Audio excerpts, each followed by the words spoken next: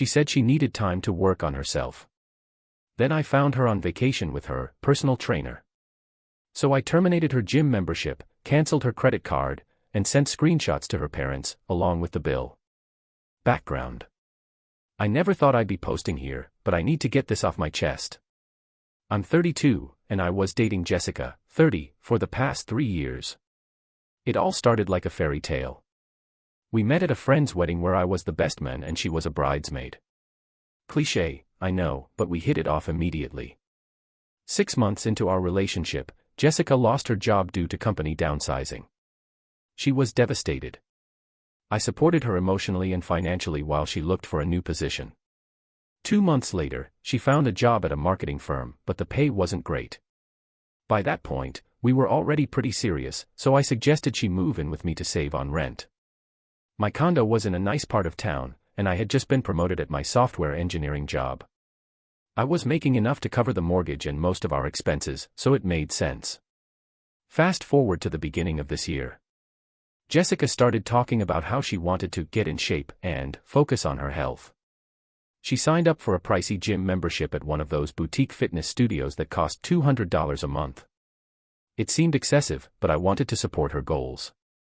She insisted on adding me as an authorized user of my credit card because the gym only accepted credit cards for membership.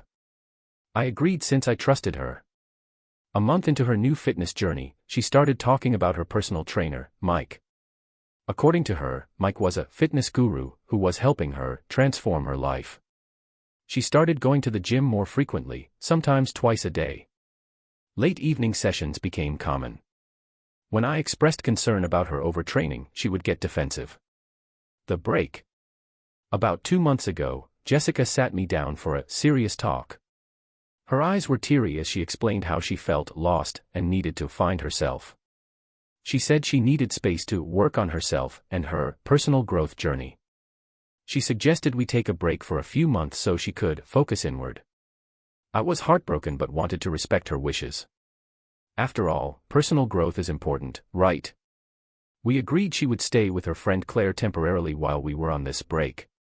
She took some clothes and personal items but left most of her stuff at my place.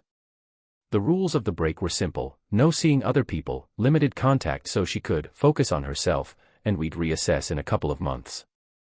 I helped her move some of her things to Claire's apartment. Jessica hugged me tightly before I left, whispering that she just needed to figure some things out. I threw myself into work to distract from the emptiness of the apartment. Every corner reminded me of her. I tried to keep busy, picking up extra projects and spending weekends hiking, something I'd always wanted to do but never had time for when we were together. The discovery. 3 weeks into our break, I was checking my credit card statement when I noticed several charges that didn't make sense.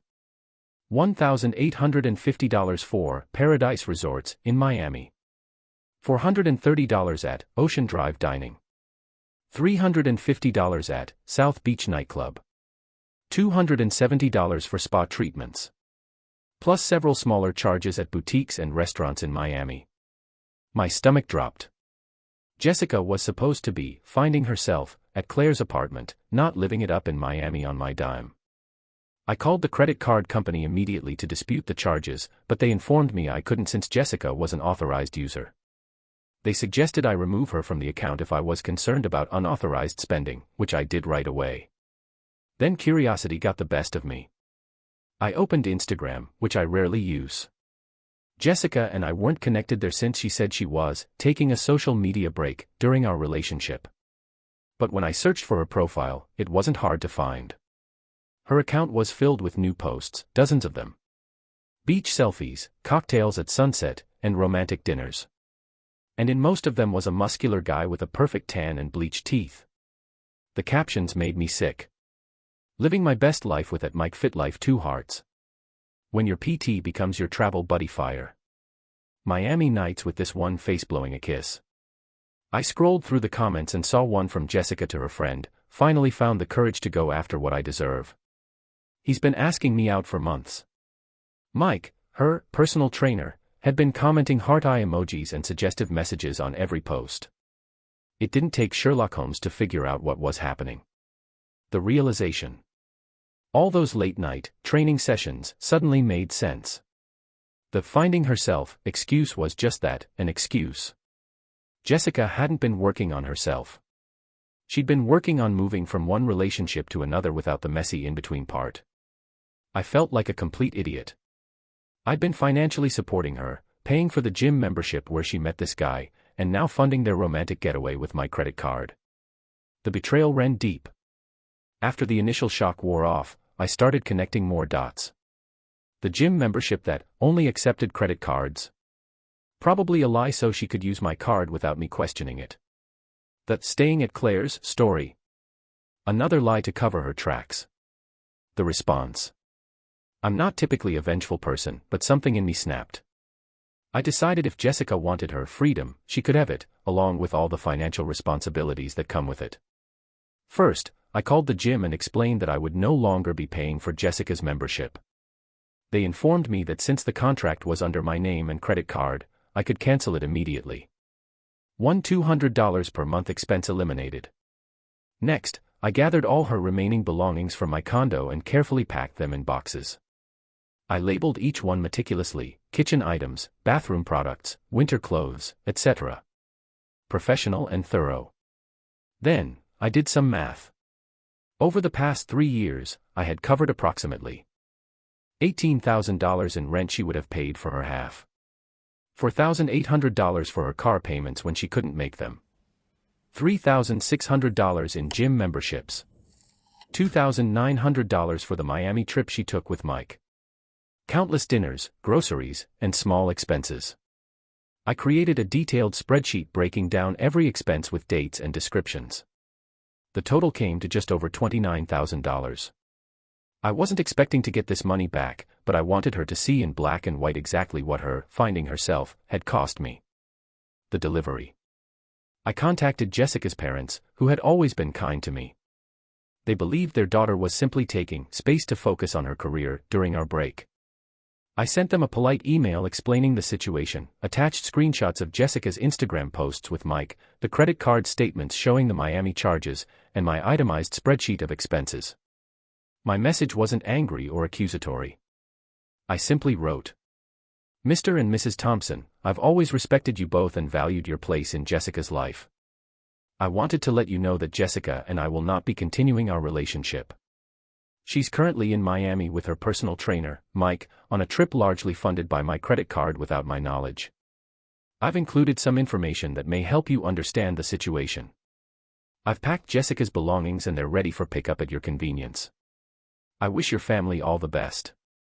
I also forwarded the same email to Jessica with an additional note.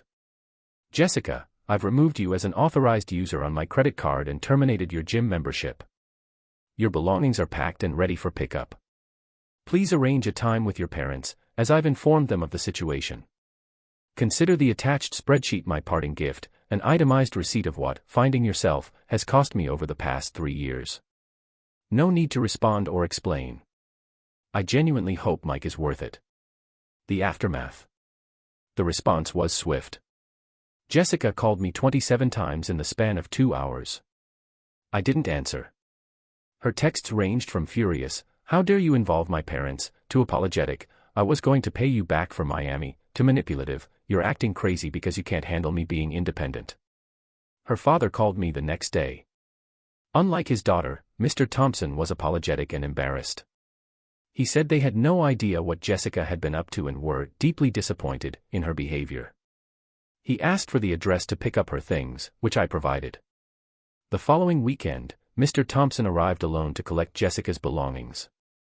As I helped him load the boxes into his SUV, he shook his head. "We didn't raise her to be this way," he said quietly. "Her mother and we're ashamed. We've told her she needs to make this right." I just nodded. There was nothing to say. Later that evening, I received an email from Jessica. The subject line read, "Payment Plan." She had attached her own spreadsheet outlining how she planned to repay me $500 a month until the debt was cleared. No apology, just a business arrangement. I replied with one line, "I accept your terms." Then I blocked her number, email, and all social media accounts. The silver lining. It's been 3 months since everything went down. Jessica has made 3 payments so far, each exactly $500, transferred directly to my account without any communication. I doubt she'll continue long-term, but that's not what matters to me anymore. The experience taught me more about myself than Jessica ever could have. I learned that I value honesty above all else. I learned that my worth isn't determined by how much I can provide for someone. And I learned that sometimes the best response to betrayal isn't explosive anger but calm, calculated clarity. I've since redecorated the condo, removing all traces of Jessica's taste. I've taken those weekend hiking trips I mentioned and even joined a local hiking group. Last month, I met Sarah, a geology professor who leads some of the trails. We've gone for coffee twice. I'm taking it slow, very slow. Trust doesn't rebuild overnight. As for Jessica and Mike, according to mutual friends, their passionate romance fizzled shortly after returning from Miami. Apparently, Mike has moved on to training a divorced woman in her 40s who owns a successful real estate company. Good luck to him. Sometimes Jessica still appears in my recommended contacts or in memories on social media. Each time, I feel less and less. Not because the hurt has disappeared completely, but because I've reclaimed my life, and my credit card statements have never looked better. Edit: wow, this blew up overnight. Thank you all for the support and awards. To answer some common questions. Yes, I have all the payment arrangements in writing. No, I don't expect to get the full amount back, but each payment reminds her of her choices. For those asking if I regret supporting her financially, no. I did it out of love at the time. I just regret that she took advantage of that love.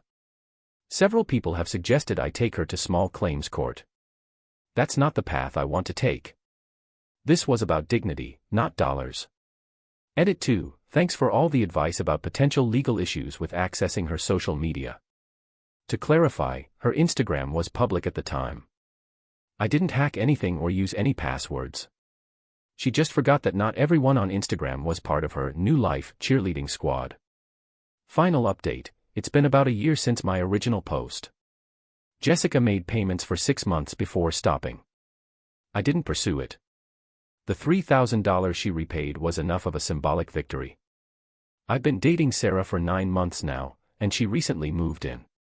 She insisted on splitting all expenses 50-50 and handles her own finances, a refreshing change. Jessica got engaged to a different guy, not Mike, last month according to mutual friends. I truly hope she's changed and wish them well. Life moves on, and thankfully, so have I.